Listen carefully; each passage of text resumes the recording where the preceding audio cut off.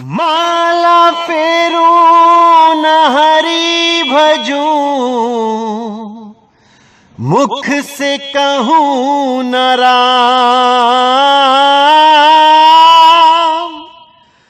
माला फेरू न हरि भजूं, मुख से कहूं न राम। मेरा हरि मुझे भजे, मैं पाऊं विश्राम। मेरा हरि मुझे भजे, मैं पाऊं विश्राम। मोको कहाँ ढूंढे रे बंदे, मैं तो तेरे पास में। मोको कहाँ ढूंढे रे बंदे, मैं तो तेरे पास में। खोजी होए तुरंत मिल जाऊं, एक पल की तलाश में। खोजी हो तुरंत मिल जाऊं, एक पल की तलाश में। मुझको कहाँ ढूंढे रे बंदे, मैं तो तेरे पास में। मुझको कहाँ ढूंढे रे बंदे, मैं तो तेरे पास में। कहे कबीर सुनो भाई साधो, मैं तो हूँ विश्वास में। कहे कबीर सुनो भाई साधो, मैं तो हूँ विश्वास में। नमस्कार मेरे प्यारे भाइयों, मेरे परम पिता परमात्मा के प्यारे जीव हंसों। मैं बंदी छोड़ से यही अरदास करता हूं कि आप सब मेरे भाइयों का विवेक पहले से ज्यादा और ज्यादा से ज्यादा बढ़ता ही जाए, और ऐसी कोई दुविधा ना रहे जो मेरे भाइयों के मन में 1% भी भ्रम पैदा कर पाए। हर चीज ऐसी क्रिस्टल क्लियर होती चली जाए, हर चीज ऐसी समझ में आती चली जाए कि ऐसा कुछ भी ना बचे जो मेरे भाई समझ ना पाए। मैं बस यही अरदास करता हूं मालिक से, यही अरदास करता हूं अपने परम पिता परमात्मा से। जैसा कि आपको पता ही है कि बहुत से YouTube चैनल आ गए हैं हमारा विरोध करने के लिए, क्योंकि आप सबको पता है जहां पे सत्य का प्रचार होगा वहां पर असत्य तो सिर उठाएगा ही, और पूरी कोशिश करेगा कि सत्य को दबाया जाए, सत्य को लोगों तक पहुंचने से रोका जाए। पूरी कोशिश की जाएगी, लेकिन मेरे भाइयों आपने विचलित नहीं होना है। जो कुछ भी आपको समझाया जा रहा है उसको अच्छी तरह समझना है, और जो विरोधी बोल रहे हैं उनको बोलने दो, कोई फर्क नहीं पड़ता। बहुत से आए और बोल बोल के बहुत से चले गए, ना तो वो कुछ इस संसार से ले जा पाए और ना ही उनको सुनने वाले इस संसार से लेके जाएंगे। अज्ञान तो अज्ञान ही रहेगा, लेकिन आपने अज्ञान में नहीं रहना है। आपने हर उस चीज को परख लेना है जो आपके फायदे की है। आपने हर उस वाणी को समझ लेना है जो संतों ने आपके लिए बोली है, क्योंकि वाणी से ही आपको मुक्ति का रास्ता मिलेगा। वाणियों में ही वो गुप्त भेद छिपे हैं जो आपको इस जन्म मरण से परे करने का रास्ता बताते हैं।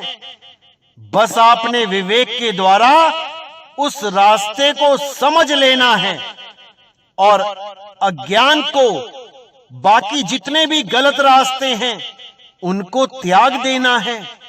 बस इतना सा काम आपने करना है और परमात्मा आपके अंग संग हो जाएगा।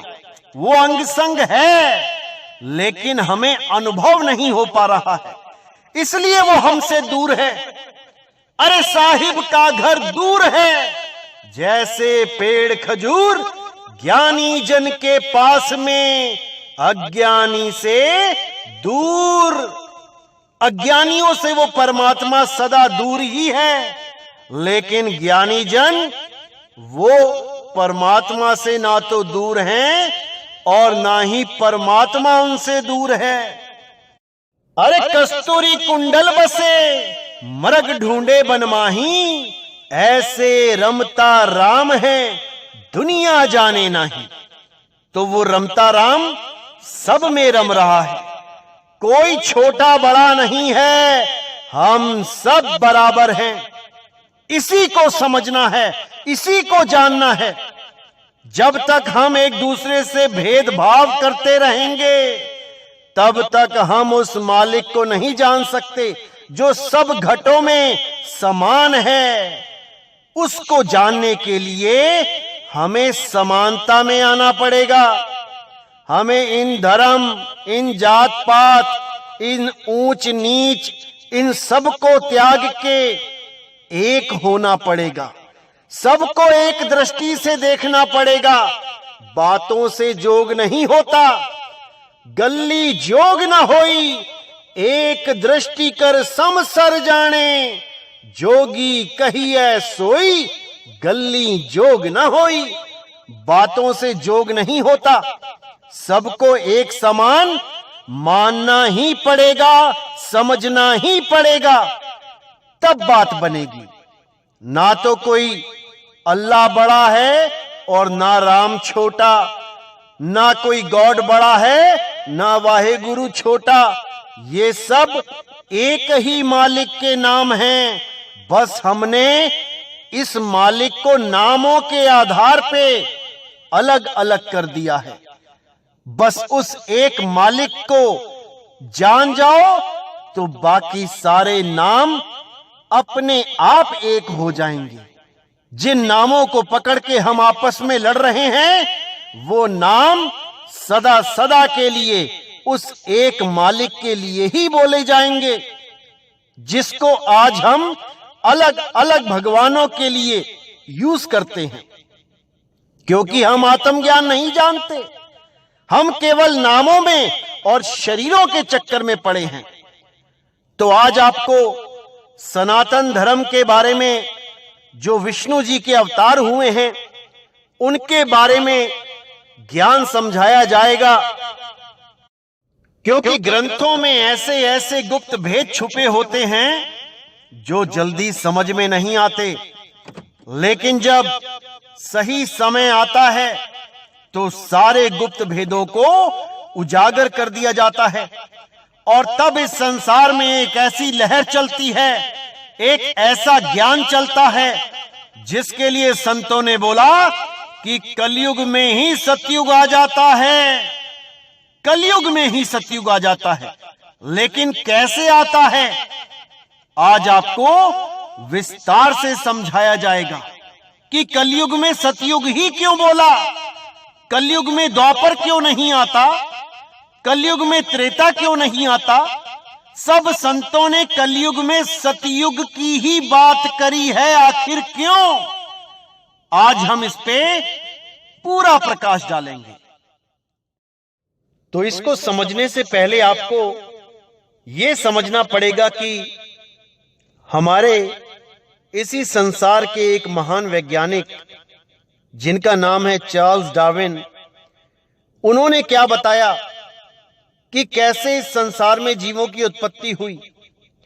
उन्होंने बताया कि पानी के द्वारा, यानी जल में ही सबसे पहले सिंगल सेल ऑर्गेनिज्म प्रकट हुए और वही आगे से आगे मल्टीप्लाई होते हुए आगे बड़े बड़े जानवर बन गए।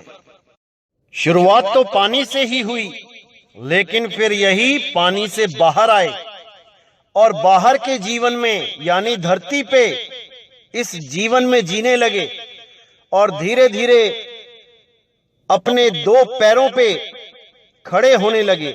जैसे गोरिल्ला खड़ा होता है वैसे ही आगे से आगे मनुष्य रूप में यही आगे से आगे विकसित होते रहे और धीरे धीरे धीरे करते आज एक पूर्ण पुरुष आपके सामने तैयार है।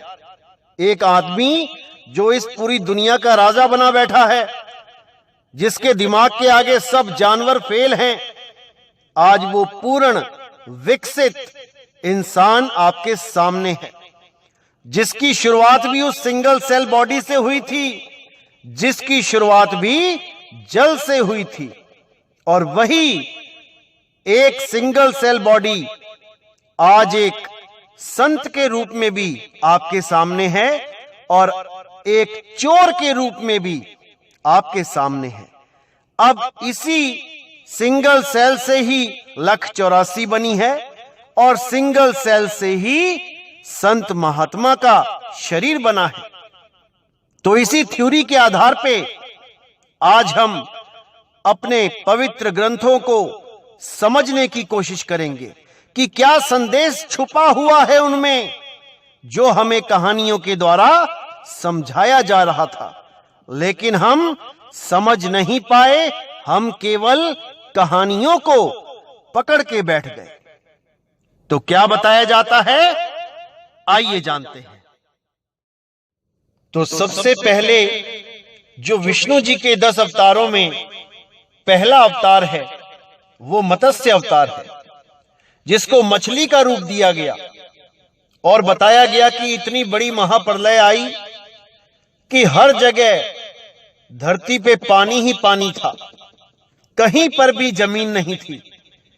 तब मत्स्य रूप में, मछली के रूप में विष्णु जी ने उस किश्ती को बचाया, उस जहाज को बचाया, जिसमें एक ऋषि हर प्रकार के जीव जंतुओं के जोड़े को लेके उस जहाज पे सृष्टि के पुनर्निर्माण के लिए भगवान से प्रार्थना कर रहा था।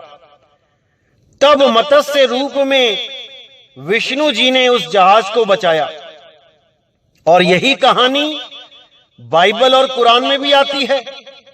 नूह के नाम पे एक भगवान का प्यारा जिसका नाम था नूह, उसको भी यही बोला गया कि महाप्रलय आने वाली है और हर जीव जंतु के एक जोड़े को जहाज पे रख लो ताकि दोबारा से सृष्टि का निर्माण हो सके।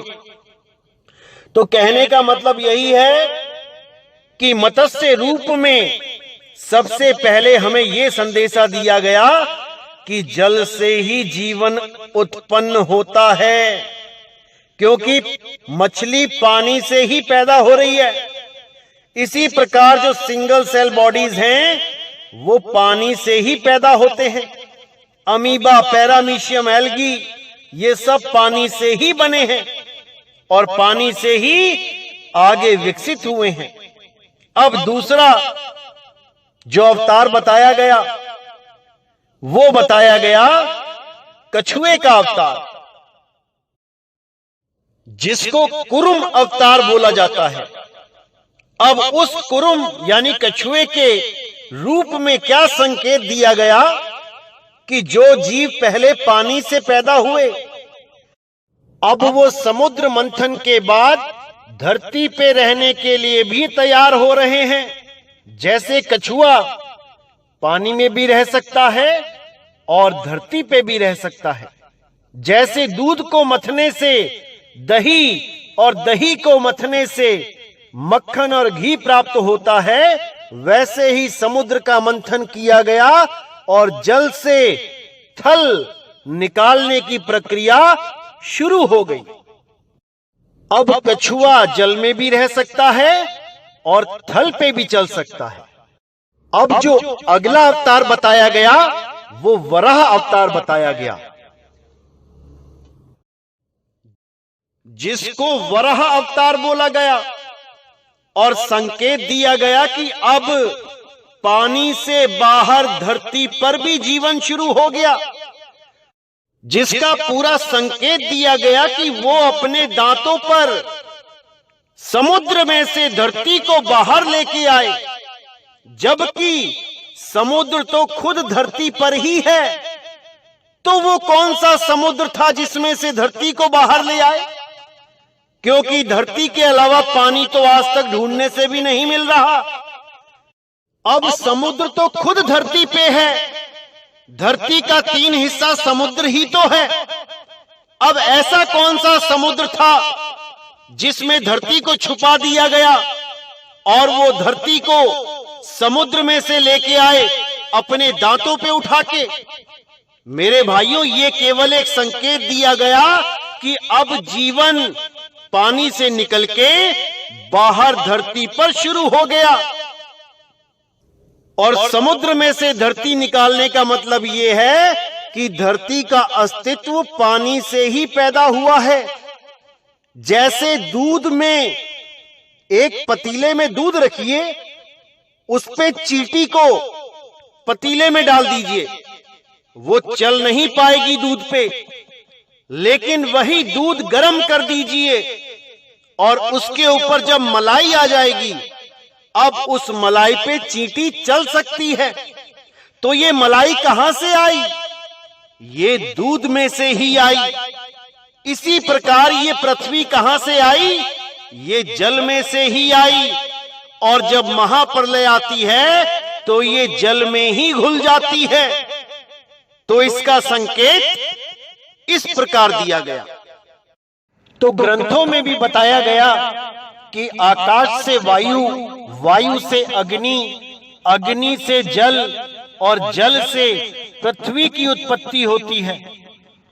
और जब प्रलय आती है तो यही धरती सबसे पहले पानी में मिल जाती है, घुल जाती है और पानी को अग्नि वाष्प बना के हवा में उड़ा देती है और वायु को आकाश खा जाता है।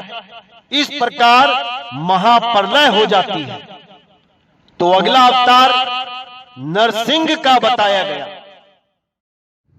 तो जब हम नरसिंह भगवान के अवतार को देखते हैं तो उसमें आधा शरीर आदमी का और आधा शरीर जानवर का दिखाया जाता है और उनके हाथों में कोई भी अस्त्र शस्त्र नहीं दिखाई देता।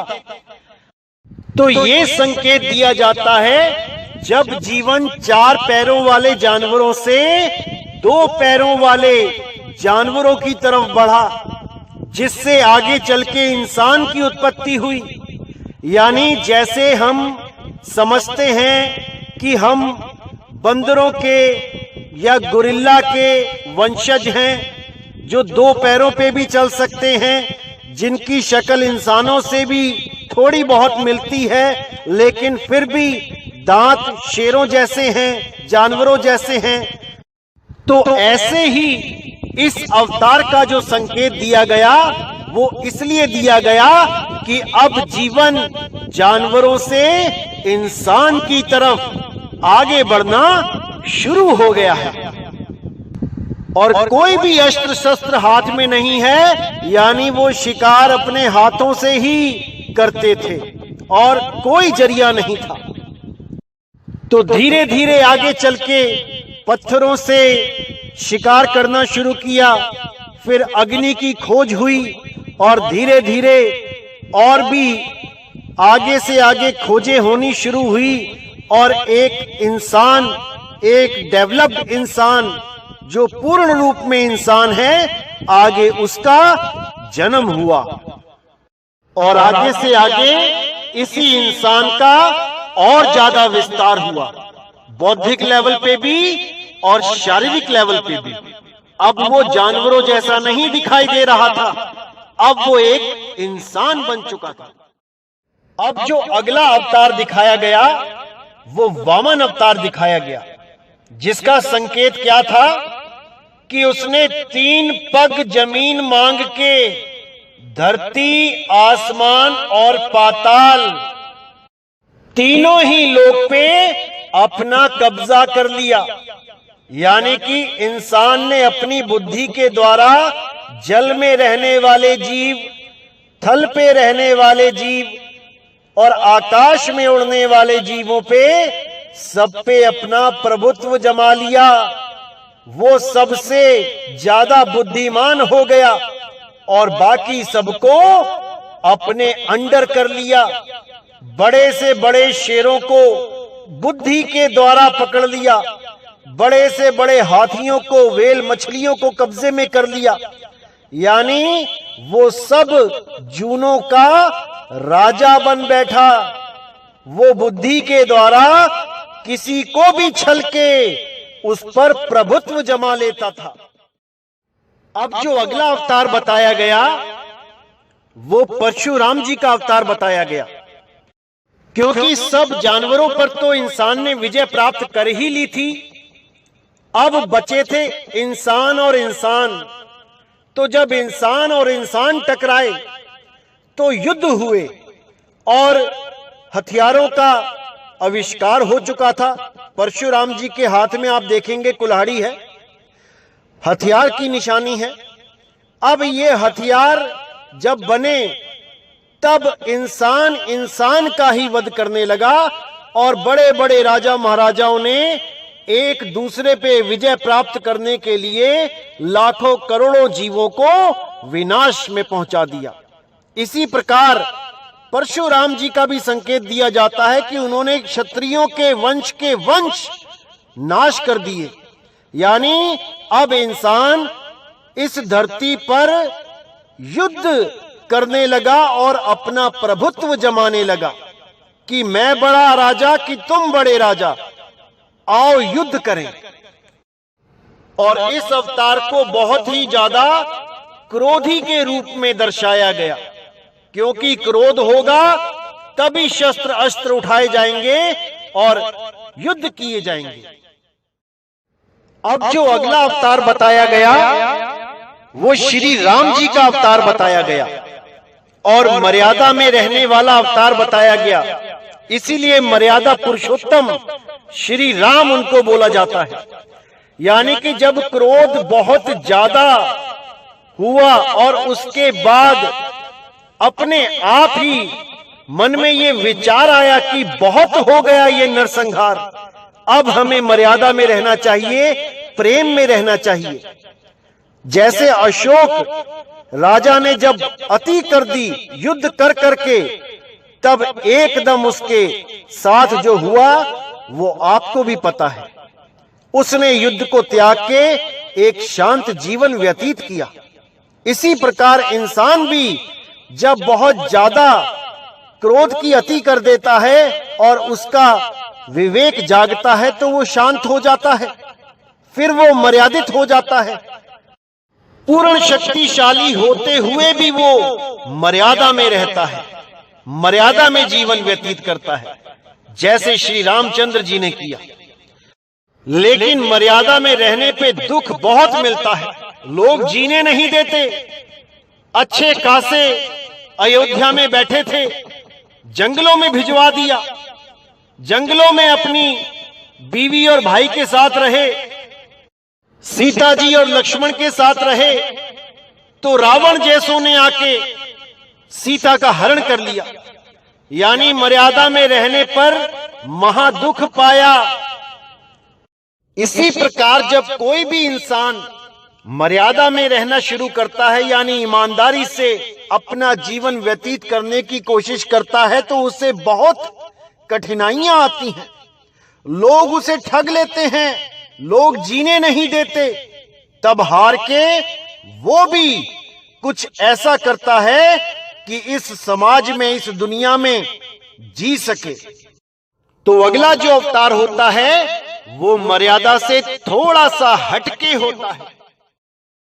तो अगला जो अवतार हुआ वो श्री कृष्ण जी का हुआ, जिनमें सारे वो गुण संपन्न थे, बड़े से बड़े दुश्मन को भी धराशाही करने में सक्षम थे। साम दाम दंड भेद छल बल सब कुछ, ऐसा कुछ नहीं छोड़ा जो उन्होंने नहीं किया। पहाड़ को उंगली पे उठा के अपना बल भी दिखाया, रुक्मणी का हरण भी किया, गोपियों के संग रास भी रचाया और योगियों की भांति गीता का उपदेश भी दिया, जो आज सारे संसार में प्रचार हो रहा है और लोग उसके आगे नतमस्तक भी हो रहे हैं। इस प्रकार श्री कृष्ण जी के अवतार को पूर्ण अवतार बोला गया कि हर प्रकार का कार्य इन्होंने इस अवतार में किया। इसी प्रकार आज का जो मनुष्य है वो भी हर प्रकार का कार्य कर रहा है, वो भी छल कर रहा है, वो भी बल के द्वारा काम निकाल रहा है, साम दाम दंड भेद सब कुछ कर रहा है, हर चीज कर रहा है अपना काम निकालने के लिए। और उसके बाद जब ये मन थक जाता है ये सब कुछ करके, उसके बाद जो मनुष्य जीवन में अवतार होता है वो होता है महात्मा बुद्ध का। तो अगला यानी ये सब करके थकने के बाद अब परमात्मा की ओर ये मनुष्य निकल पड़ता है। अब ये संसार फीका लगने लगता है और केवल मुक्ति की चाह रहती है, क्योंकि जब वो बीमारियां देखता है, जब वो बुढ़ापा देखता है, जब वो मृत्यु देखता है, तो उसके मन से संसार का मोह भंग हो जाता है और परमात्मा के प्रति बैराग हो जाता है और वो निकल पड़ता है गुरुओं की तलाश में, सत्य की तलाश में। लेकिन जैसा कि आपको पता है कि महात्मा बुद्ध ने अपने जीवन में बहुत से गुरु धारण किए, लेकिन कोई भी उनको पूर्ण गुरु नहीं मिल पाया। ये आप उनकी कथा में भली बाती देख सकते हैं, समझ सकते हैं। वो बहुत से गुरुओं के पास गए, साधना करी, लेकिन संतुष्टि कहीं नहीं मिल पाई।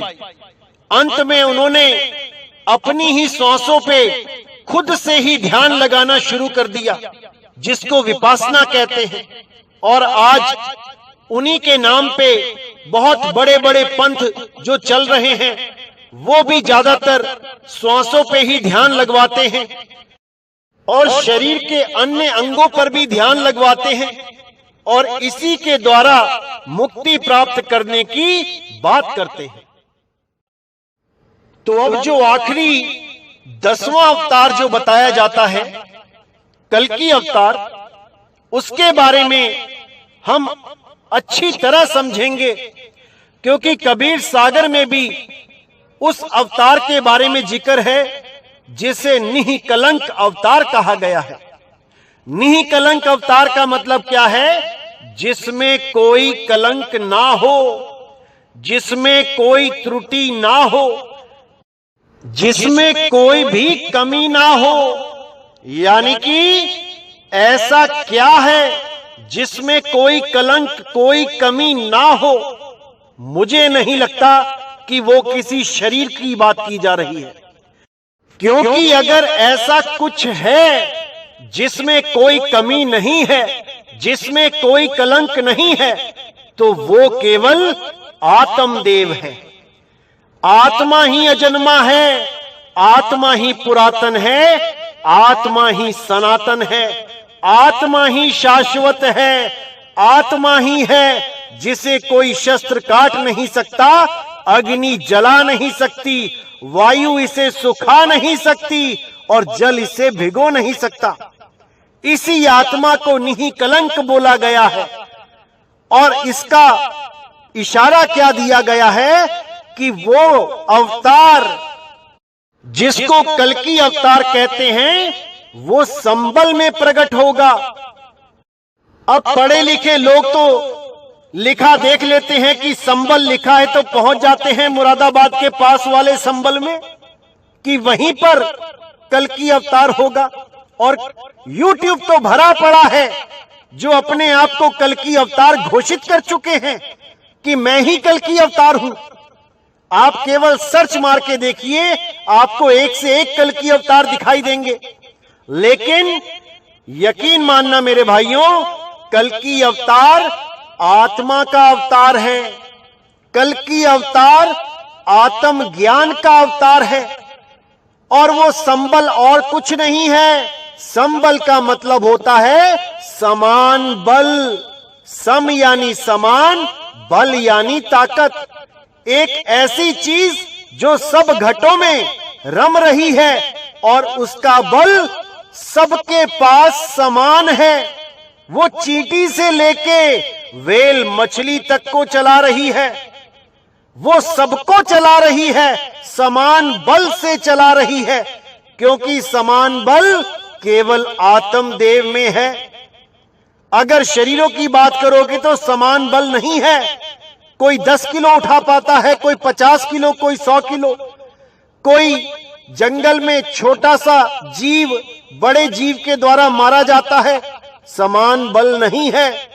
समान बल केवल आत्मदेव में है, क्योंकि गीता में भी बोला गया, हे अर्जुन, ये जितने भी राजा महाराजा तुम्हें दिखाई दे रहे हैं, ऐसा कोई समय नहीं था जब ये नहीं थे, ऐसा कोई समय नहीं आएगा जब ये नहीं होंगे।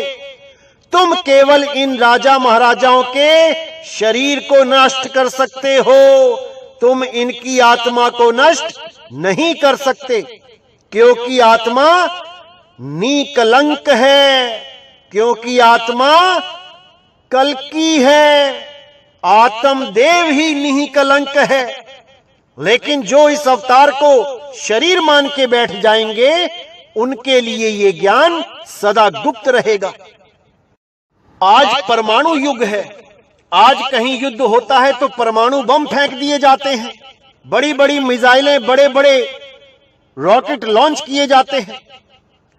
और अगर आज के युग में कोई अवतार प्रकट होगा भी, तो क्या वो घोड़े पे और तलवार लेके प्रकट होगा?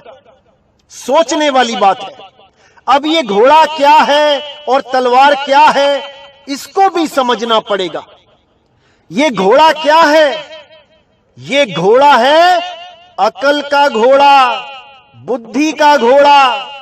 और ये तलवार क्या है? ये तलवार है विवेक की तलवार, जिसको मैं बार बार कहता हूं कि विवेक की तलवारें तिखी कर लो, इस पे धार लगा लो। इसी विवेक की तलवार से अज्ञान को काटते चले जाओ और ज्ञान को अपनाते चले जाओ। और अपनाने योग्य जो ज्ञान है वो केवल आत्म ज्ञान है। तो इस भेद को अच्छी तरह समझना है मेरे भाइयों। और आगे एक संकेत और दिया गया कि उस अवतार के माता पिता का नाम बताया गया कि विष्णु, यश और सुमति, ये माता और पिता का नाम बताया गया। यानी इस ज्ञान को उजागर जब किया जाएगा तो जो माता पिता का जो नाम होगा वो विष्णु जी के नाम पे, विष्णु यश जी के नाम पे होगा। और सुमति यानी सु यानी अच्छी और मति यानी बुद्धि। सु यानी अच्छी, सुंदर, शांत बुद्धि, क्योंकि बुद्धि दो ही प्रकार की होती है, या तो शांत या अशांत। जैसे समुद्र दो प्रकार के होते हैं, या तो बिल्कुल शांत होगा या फिर तूफान चलेगा, लहरें चलेंगी। तो इसी प्रकार विष्णु यश यानी विष्णु जी की महिमा वाला नाम और शांत बुद्धि, सुबुद्धि, सुमति के नाम पर वो नाम होगा। और जो ज्ञान होगा वो शरीरों का ज्ञान नहीं होगा, वो आत्म ज्ञान होगा।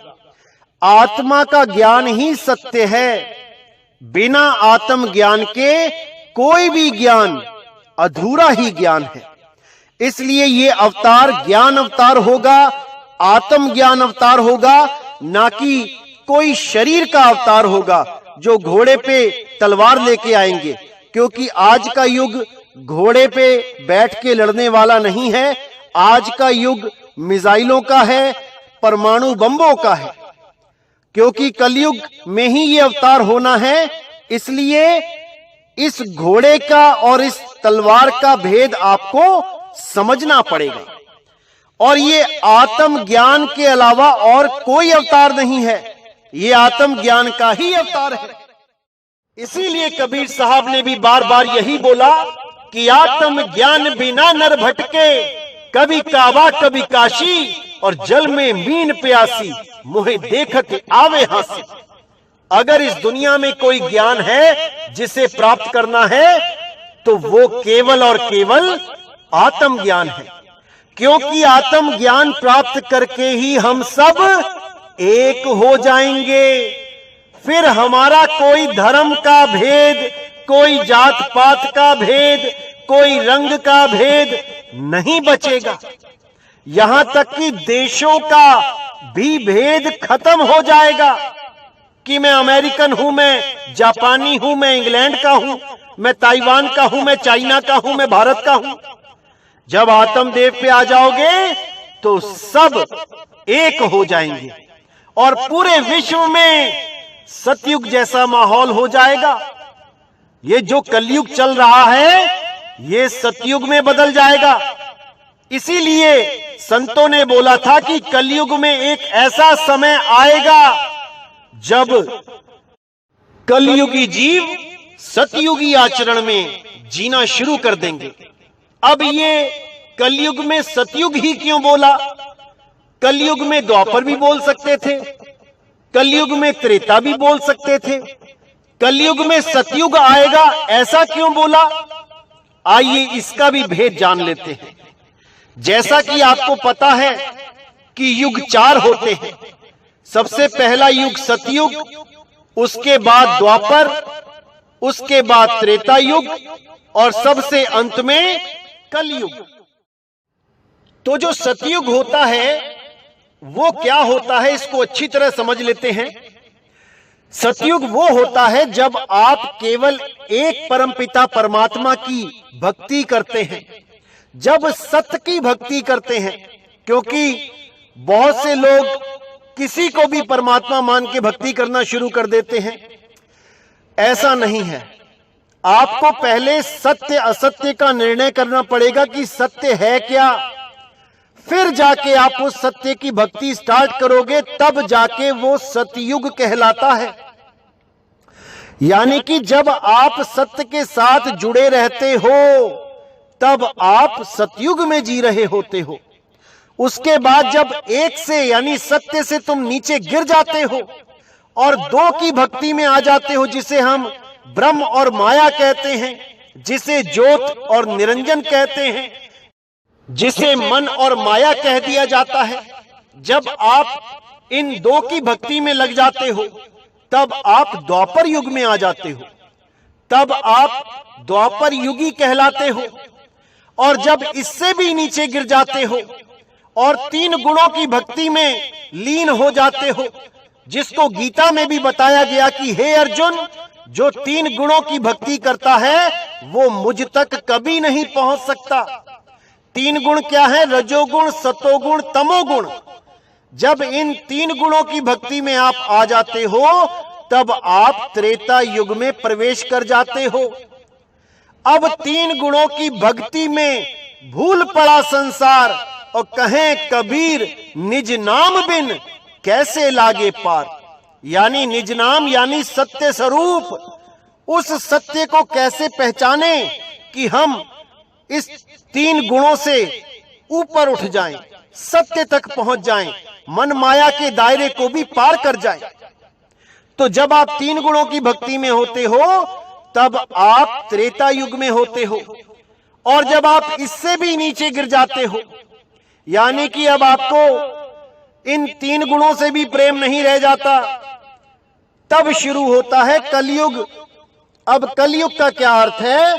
कल यानी कल पुर्जे, मशीन्स, मशीनरी का युग।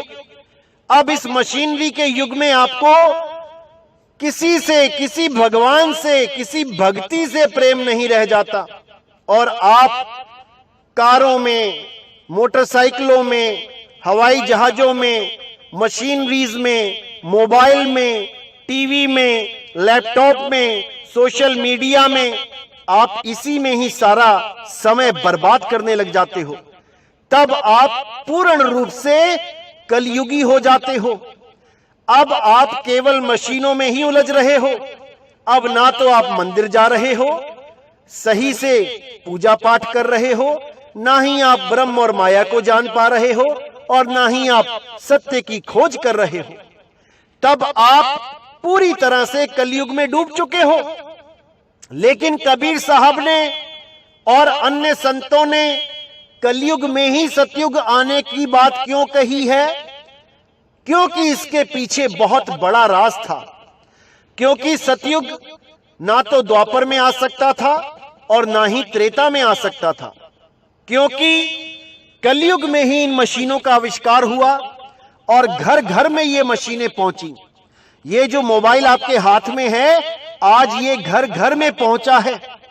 और वाणी में भी यही जिक्र आता है कि घर घर होगा बोध विचारा। सत्य नाम के बारे में घर घर में बोध विचार होगा। कैसे होगा भाई? आपके घर तक ये सत्संग पहुंचेगा तभी होगा जब आपके घर में मोबाइल में आप सत्संग सुनोगे, तभी आपको ये जिज्ञासा होगी कि मैं सत्य को जानूं, मैं पहचानूं उस मालिक को कि सत्य है क्या। तब आप अपने आप खोज करना शुरू कर दोगे। यानी जो आप कलयुग में डूबे हुए थे, यानी जो आप मशीनों में डूबे हुए थे, मोबाइलों में अन्य प्रोग्राम देख रहे थे, अब आप केवल सत्य की खोज करने में लग जाओगे और सत्संग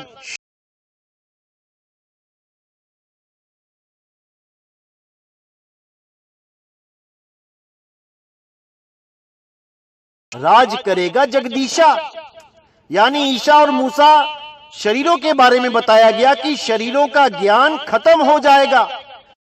जो भी विवेकी हंस होंगे वो शरीर के ज्ञान को समाप्त करके अब आत्मा के ज्ञान को समझने की कोशिश करेंगे, आत्म चिंतन करेंगे और एक सत्य के साथ जुड़ने